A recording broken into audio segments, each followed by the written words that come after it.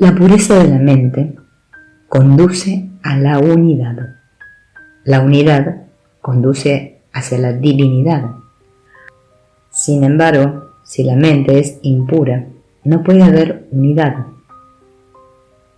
En ausencia de pureza, lo que uno ve es multiplicidad. Uno desarrolla la visión externa y siempre está mirando aquí, allá y a todas partes. Pero nunca verá hacia adentro para ver el morador interno, llámese Dios, Atma o Ser. No importa cuáles palabras utilicemos, el significado de la realidad no cambia. Así como uno puede llamar el agua con cualquier nombre: mar Arábigo, océano Índico, océano Atlántico, de cualquier manera. Agua es agua. El agua no cambia. Una vez que la mente se convence de que no tiene poder propio, sino que funciona gracias a un poder superior llamado Ser, ella se entregará amorosamente a ese poder superior que es el Ser. El Ser es la luz y el poder que nos permite funcionar, hablar, hacer cualquier cosa. ¿Qué es entrega? Entrega significa desarrollar un sentido de equilibrio. Esto implica que uno debe aceptar todo como la voluntad de Dios y ser igualmente feliz, no importa cuál sea la situación, buena o mala, bien sea que las cosas sucedan de acuerdo a nuestros deseos o no. Uno debe permanecer en un estado de equilibrio. A menudo encontraremos que mientras uno está supuestamente entregándose, uno le hace ciertas exigencias a Dios y le dice qué es lo que debe hacer. ¿Esto se puede llamar entrega? Eso significa que nosotros queremos que Dios se rinda a nuestra voluntad. La entrega a veces es llamada la madre de la sabiduría. Para saber, uno tiene que amar. Para amar, uno tiene que saber. Ambos son complementarios. Entregarse es darse cuenta de que el verdadero amor de uno solo puede ser por Dios. En lenguaje común, decimos que amamos a nuestros hijos, amamos a nuestra familia, amamos este lugar o aquel otro, y así sucesivamente. Sin embargo, el verdadero amor nunca puede ser por nada externo al ser. Por eso, la palabra amor solo debe ser utilizada para Dios. No debe ser utilizada para nada externo a nosotros. Esas cosas externas que nosotros decimos que amamos son simples apegos. El amor y la sabiduría van juntos, convergen en la misma meta. Considerar a Dios como algo externo a uno es solamente una imagen mental. El llamado Dios personal indudablemente es externo a uno, pero la esencia es la misma, el ser, la divinidad sin nombre ni forma. Mucha gente está bajo la impresión errónea de que el ser es igual al Dios personal, ya sea Rama, Krishna, Sai Baba o cualquier otra forma de Dios. El ser es Atma, es la divinidad sin nombre, forma ni atributos. Es la realidad de la cual todo emerge y en la cual todo volverá a fundirse. Incluso los dioses personales que aparecen de vez en cuando emergen de la divinidad sin nombre y sin forma. Y finalmente vuelven a ella. Toda la creación surge de esa divinidad, sin nombre y sin forma. Desde el nacimiento hasta la muerte, uno se identifica con el cuerpo, perecedero, que está sujeto a cambio, deterioro y muerte. A veces uno ora: condúcenos de la mortalidad a la inmortalidad. Eso significa que hay algo inmortal en uno, pero solo es una oración, no la realización de la verdad dentro de uno.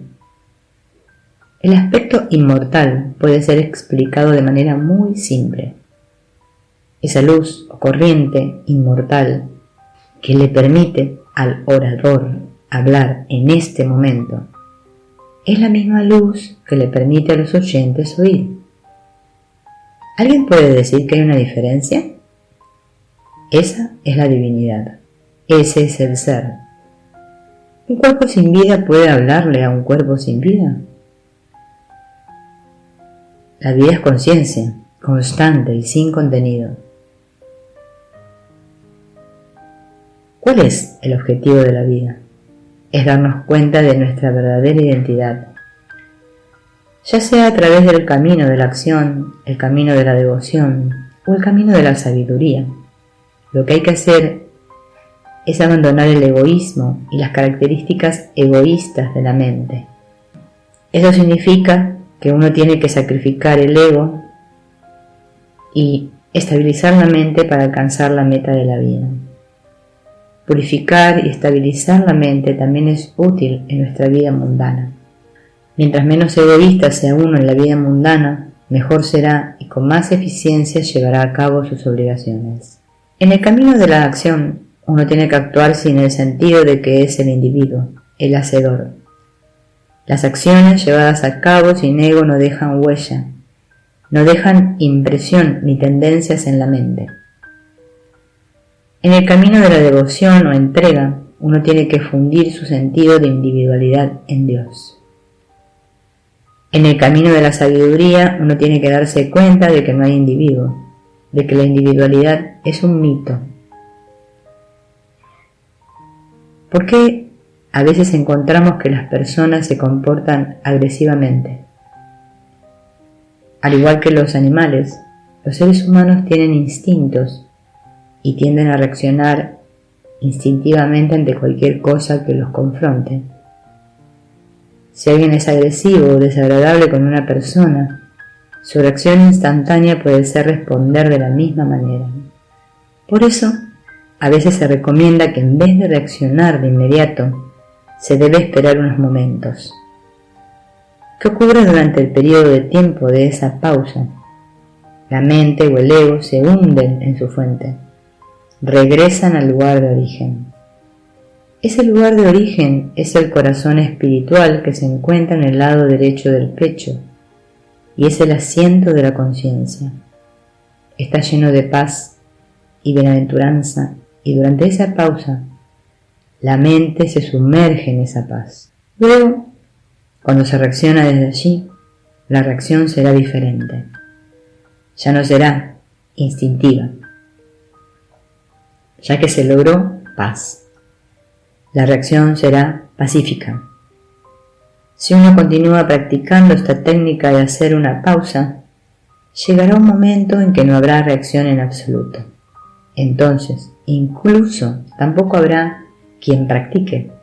Practicar esta y otras técnicas espirituales conducirá a reducir al mínimo nuestro interés en las cosas que son externas a nosotros. Solo entonces la mente aceptará ir hacia adentro y buscar su fuente. Hasta que uno alcance ese punto, la mente estará yendo de aquí para allá, buscando placer y felicidad, pero nunca podrá obtener placer y felicidad permanentes de los objetos externos que en sí mismos no son permanentes. Si decimos, yo quiero paz, en esa solicitud o pedido hay 3 palabras, yo quiero paz. Pero si eliminamos las primeras 2 palabras, solo va a quedar paz. Librarse del yo significa librarse del ego. Librarse del quiero significa librarse de los deseos. La paz no puede ser obtenida por el yo imaginario. La paz y el ser son idénticos. Si uno se observa cuidadosamente durante el estado de vigilia, puede descubrir que en algunos momentos, sin hacer ningún esfuerzo, la mente queda libre de pensamientos. Se puede decir que la mente está en blanco en esos momentos. ¿Por qué surge esta sensación? La atención de la mente normalmente está enfocada hacia el mundo externo. Una vez que se retira del mundo externo mediante alguna práctica espiritual, puede parecer que está en blanco. ¿Por qué? Porque la atención todavía está en la mente. Una vez que se sumerge en el corazón espiritual, se puede tener intuitivamente la experiencia de nuestra realidad. La conciencia siempre está allí, es permanente. Es solo en su presencia que ocurren o no ocurren las cosas, que los pensamientos aparecen o no. Si uno observa profundamente el funcionamiento interno de la mente, se puede detectar instantáneamente cuando la mente está a punto de levantarse y reaccionar. Ese es el momento para subyugarla. Sin embargo, la visión de uno raramente está enfocada hacia adentro. Todo el tiempo está mirando hacia afuera. Hay una variedad de prácticas espirituales que se pueden emprender. Por ejemplo, uno puede simplemente recitar el nombre de Dios. Sin embargo, no se debe utilizar la lengua. Uno debe recitar el nombre de Dios mentalmente, al mismo ritmo de la respiración. Cuando uno se agita, la respiración también se agita. Y cuando uno está mentalmente en paz, la respiración también está pacífica. Otra práctica es observar la mente, observar los pensamientos. Dejar que la mente se observe a sí misma. Convertirse en la conciencia observadora. Cuando los pensamientos saben que están siendo observados, ellos automáticamente disminuyen. Cuando el ladrón sabe que lo están observando, huye. Lo mismo ocurre con los pensamientos. Entonces, uno comienza a quedar inafectado por cualquier cosa que ocurra o no ocurra. Finalmente, la rueda de los pensamientos se acaba. En ese momento, ¿se puede negar la existencia de uno? No. Los pensamientos dependen de la conciencia, pero la conciencia no depende de los pensamientos. La conciencia siempre está presente. La conciencia es existencia, existencia real. La conciencia es nuestra verdadera naturaleza. Otra práctica es apegarse al pensamiento yo. Todo ocurre solo después de llegar al pensamiento yo. Una vez que aparece el pensamiento yo, todo lo demás también aparece. En el estado de dormir profundo sin soñar, no hay pensamiento yo. No hay pensamiento yo. En ese estado la mente no está presente. Entonces, ¿quién es el que va a tener los pensamientos? Solo el ser se encuentra allí, pero no se experimenta conscientemente. Al comienzo, se prescribe apegarse al pensamiento yo para fortalecer la mente, para que pueda concentrarse. Primero, la mente se concentra en algo externo, por ejemplo, en la imagen de Dios. Cuando uno se concentra en un solo pensamiento, todos los demás pensamientos desaparecen. ¿Quién es el que se concentra? Es el yo personal. Entonces, gradualmente, hay que retirar la atención del objeto externo y enfocarla hacia el sujeto, el yo. Averigua quién es este yo. Averigua de dónde surge esta noción de yo y permanece como la fuente del yo.